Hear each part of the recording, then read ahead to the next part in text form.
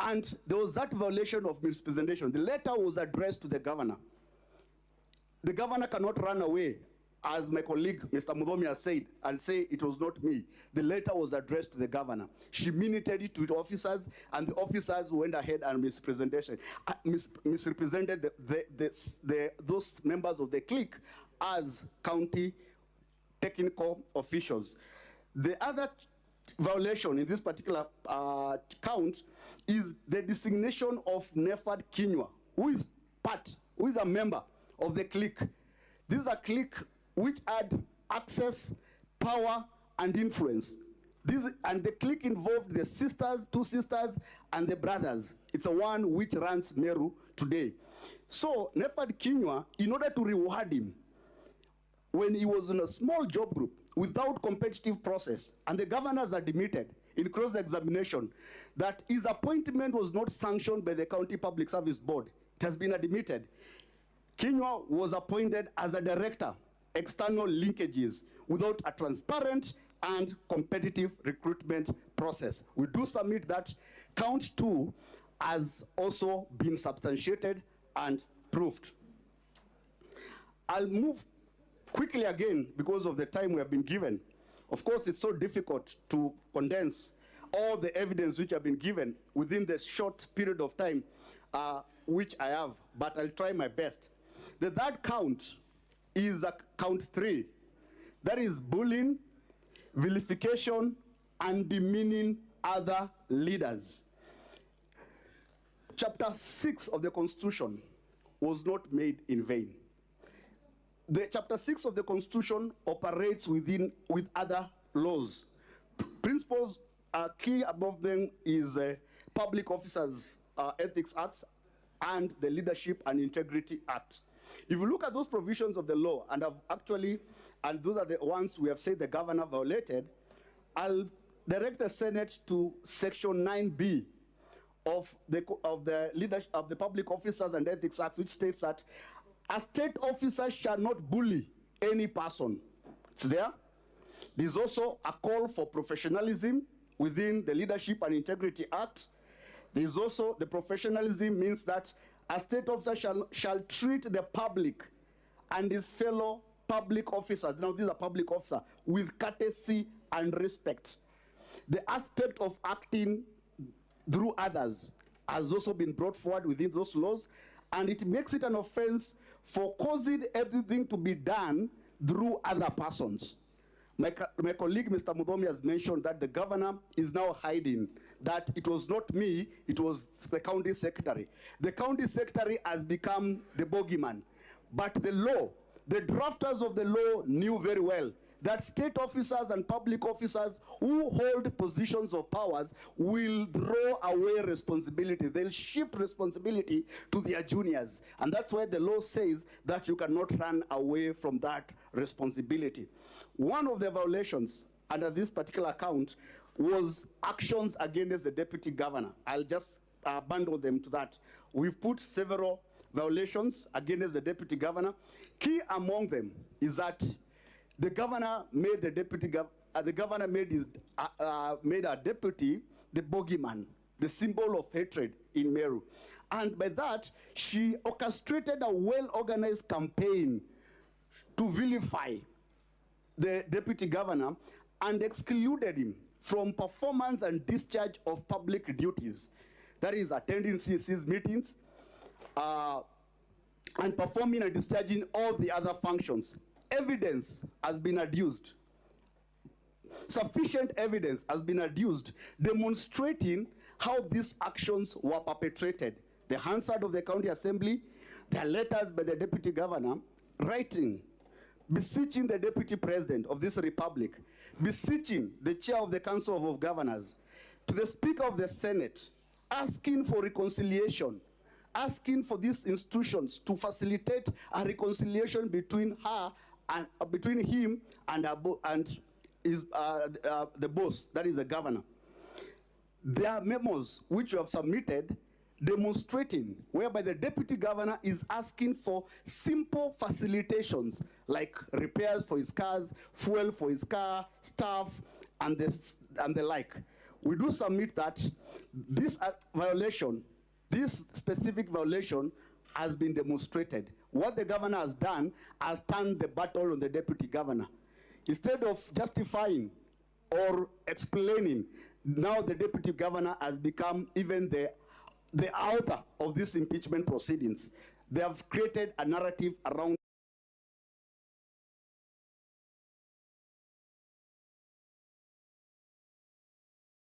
WhatsApp messages where the governor proceeded to engage in cyberbullying. Cyberbullying in WhatsApp. The governor is on a WhatsApp group, and there she has not disputed those screenshots. She has not disputed authenticity, the context of those screenshots. You can see the governor posting and talking about, and the DG mobilized fewer levies. Some people will find a way of defecating avocado seed. It's there. She has admitted that she has admitted that. Another posting, he thinks I'm the type of person who can be scared. That's a governor. And this is on a WhatsApp forum or WhatsApp group which consists public members, members of the public, senior officers of the county, junior officers of the county, and here it is the governor now vilifying a fellow state officer, which is in clear breach and violation of the provisions of the Leadership and Integrity, Chapter 6 of the Constitution, and the Public Officers Ethics Act. The other violation, which falls under this particular account, is that, and this is a violation which was here, and this is a violation which was before this House in the previous impeachment proceedings. That is, the governor has persistently been making demeaning public utterances against other elected leaders. Apart from the deputy governor, who was the bogeyman, who was a center of attack by the governor had other leaders at her crosshairs. Those are the elected leaders of Meru. All of them, the 12 of them. This one was done through falsely accusing them of cartelism. The governor has grouped these leaders into one group and calls them a cartel. And this one, evidence has been produced or adduced before this House in form of videos.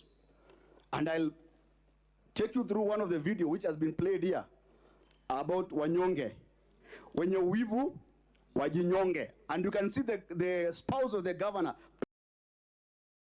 playing a guitar, the governor behind, dancing. And when the spouse talks about wenye wivu, wajinyonge, she does it. So it's basically mocking the leaders and telling them, you can do nothing. So that is kind of evidence which has been produced here. We've submitted that the issue of the governor's spouse has been a hot issue in Meru. What happened is that the governor provides the spouse with the platform. The spouse is used as the attack dog. Instead of the governor attacking these leaders directly sometimes, she uses the spouse to attack them through music and innuendos. The other video, which was submitted here, was during the presidential function in Larry, whereby the governor, it was played here, and the governor singled out the 10 leaders, and called them names, and falsely accused them of being members of cartel and trying to blackmail a regime. Honorable Speaker, we do submit that this count 3, that is bullying, vilification, and demeaning of other leaders, has been proved. Before I jump to that one, we brought a witness who is a member of parliament. That is Honorable Mugambi the Ndikiri. He is the chair of the Meru, the members of parliament caucus, and he explained into details the pain and suffering they have undergone as leaders by the actions of the governor vilifying them, and what he felt together with the other members when they were vilified during the presidential meeting, when he felt insulted, demeaned, humiliated, when they had not provoked the governor. We do submit that this allegation has been substantiated. I'm moving quickly to my 4th count.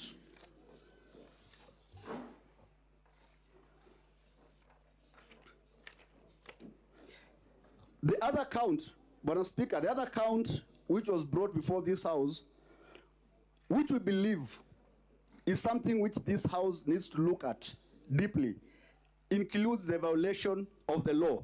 Count 4 is illegal appointments and usurpation of statutory powers. The violations are there in the charge sheet, the specific laws which have been violated. I'll mention a few violations which are there. One is the illegal appointment of the chief officers. A chief officer, and a name has been brought, evidence has been adduced. That is on page 296 of our document, that is on volume 2. The appointment of Kenneth Riungu as chief officer without the approval of the county assembly. Honorable Senators and Mr. Speaker, the County Government Act, that is section 45, provides for appointments of chief officers and the method. The governor nominates from a list which has competitively been sourced by the County Public Service Board, and once the nomination has been undertaken, the name is forwarded to the Assembly for vetting under the provisions of the Public Office, that is the County Assembly's Public Approval Act. This particular chief officer, nobody has disputed his appointment. Nobody has said here, the governor, the witnesses, nobody has said that Kenneth Mwiti Riungu has not been appointed or does not discharge the functions of the chief officer. This evidence has been produced. We do submit that the appointment has been produced, the evidence of the appointment has been produced in form of the letter dated 23rd August 2023, which contain a list of appointments which the governor made. And in that list, you will see the name of Kenneth Riungu being appointed as a chief officer. The County Assembly of Meru has never vetted this particular individual, and this particular individual still discharges the functions of a chief officer in Meru. This is a violation of section 45 of the County Government Act. The other appointment was the acting appointment of chief officers. Mr. Speaker, the same letter contains the names of several chief officers who were appointed.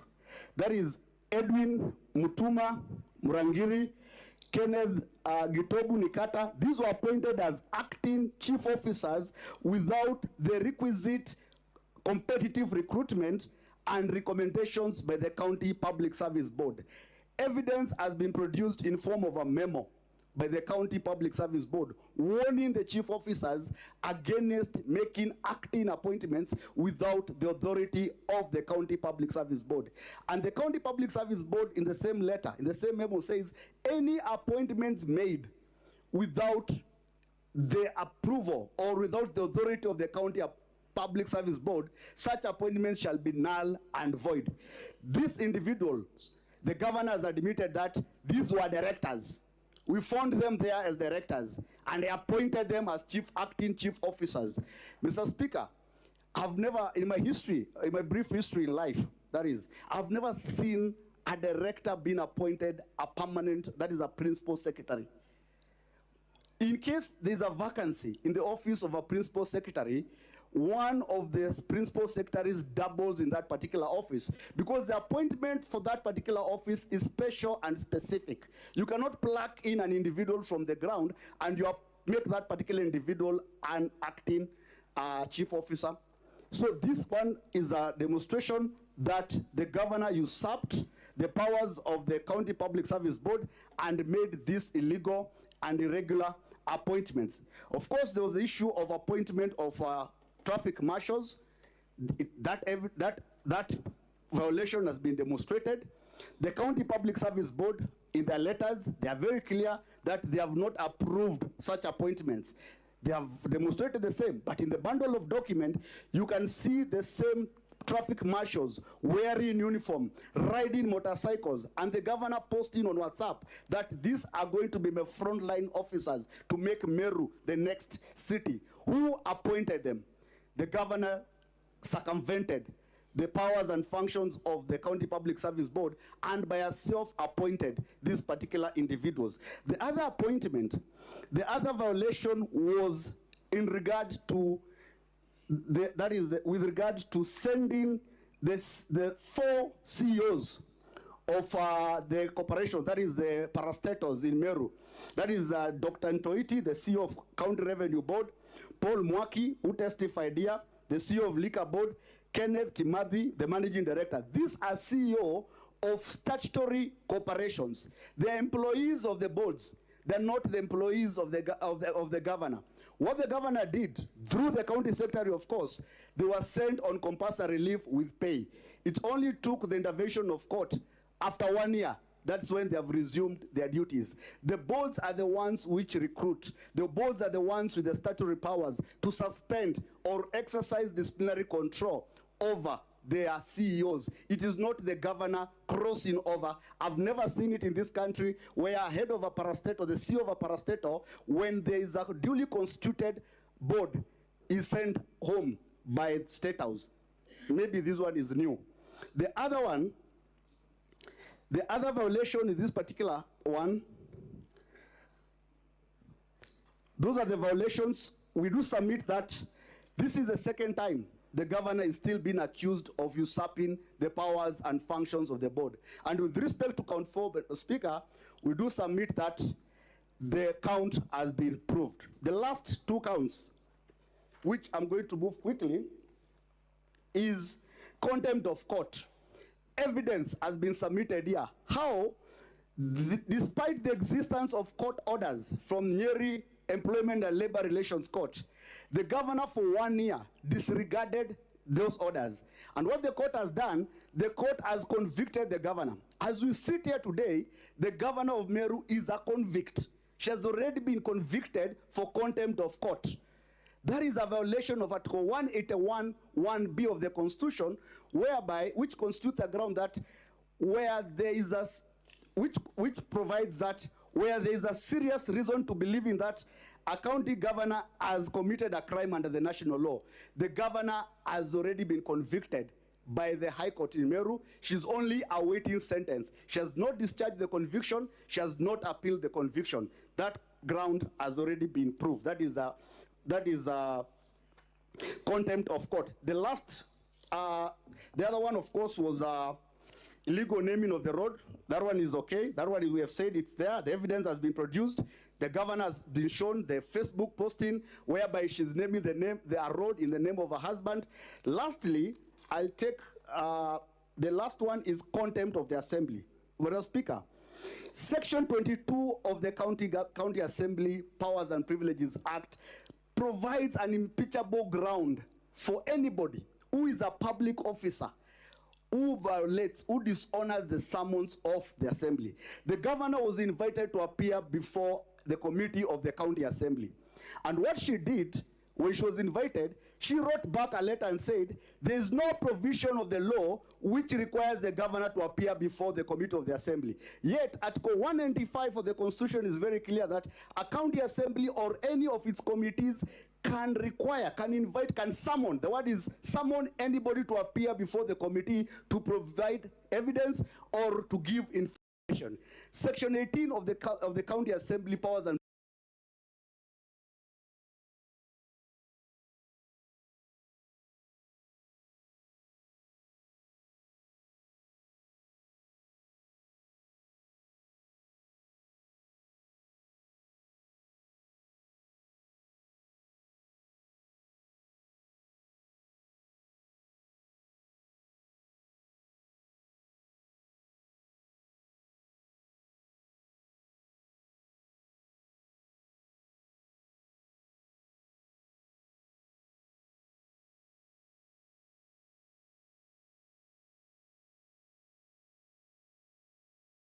Privileges Act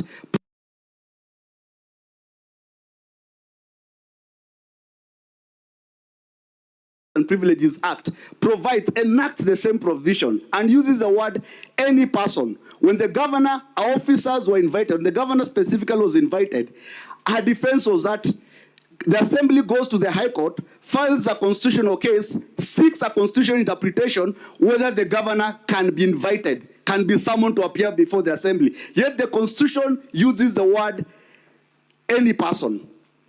At Section 22 says that where the assembly passes a resolution against an individual for violating that particular provision, that shall constitute a ground for removal from office. And that's why you see this ground, and Honorable Sifuna asked it, what is the contempt of county assembly, whether it constitutes a violation. That is the only violation I've ever seen on law whereby it makes it an impeachable ground for violating, for failing to honor the summons of the county assembly. The assembly can pass a resolution and request and impeach you. And that is what the county assembly of Meru has done. And we do submit that this count, together with the other 6 counts, have been substantiated. The assembly has demonstrated the same. And finally, my colleague Mr. Mudomi has mentioned about, is the governor individually liable for that particular violation? She has said all these things were done by the county secretary. He has mentioned about the provisions of section 30, subsection 3, section 30 or subsection 3 of the County Government Act, which will be my last section. That way, I just want to repeat what he has said. Section that talks about